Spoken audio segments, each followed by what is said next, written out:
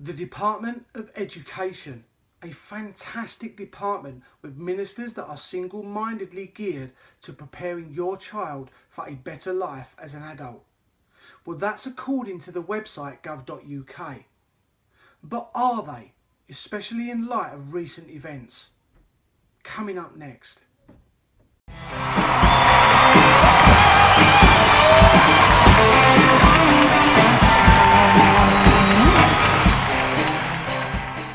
An assistant head teacher recently wrote a resignation letter to Nicky Morgan, who happens to be, as we all know, Education Secretary.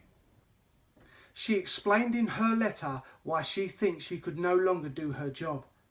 Zoe Brown actually published her letter on her blog for all to see, and I think that's a good idea. She stated, "In the 6 short years I have been teaching, your party has destroyed the education system. Obliterated it, ruined it, it is broken."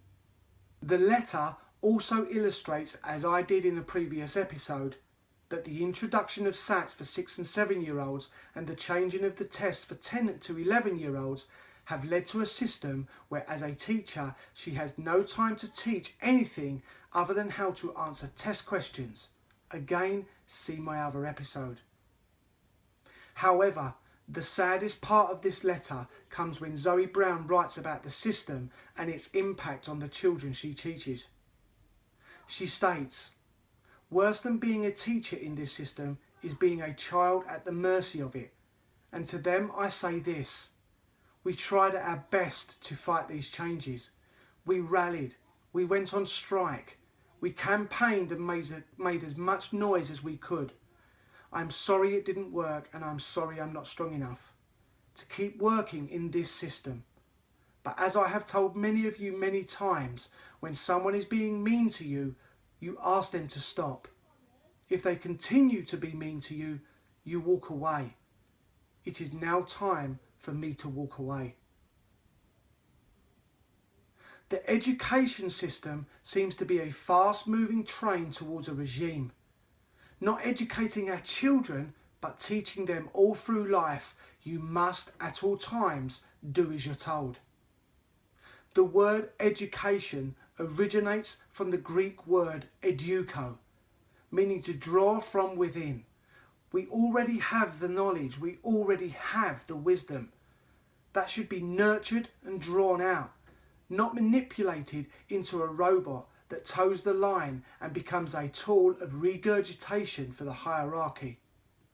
And as a result of this, the education system is not compassionate about your child, does not have your child's progression through life really as its main interest. Listed in first place at number 1 priority of the Department of Education, as is stated on the gov.uk website, it is safety and well-being. All children and young people are protected from harm, and vulnerable children are supported to succeed with opportunity as good as those for any other child. So why, in a recent interview with the Today programme, did School Minister Nick Gibb state the following with regards to absences when a child suffers bereavement? He also claimed that taking a day off for a funeral is okay, but time off should be limited. I quote, "If it's something like a funeral or something, then the head teacher would be able to give permission to attend the funeral, but not an extended holiday on the back of that funeral or other compassionate circumstances." The fact that you, Mr. Gibb, has placed the word holiday in the same sentence as funeral is disgusting. Every 22 minutes, a child in Britain is bereaved of a parent, which equates to 24,000 new children every year learning to live with a powerful range of confusing and conflicting emotions. Bottled up, these emotions can have damaging consequences in later life for the individual, their family, and a society as a whole. My mother was killed, murdered by my father. My nieces were young at the time, and it was a traumatic event for their young minds. if I'd have children back then and I was fined for keeping my children off, I would not have paid a penny. Children need as much time as they need to grieve. Everybody has a different coping mechanism. That's why we have depression in our society. We are fast becoming a nation of people that have to do what we are told. There is corruption running throughout our government, and it is in plain sight.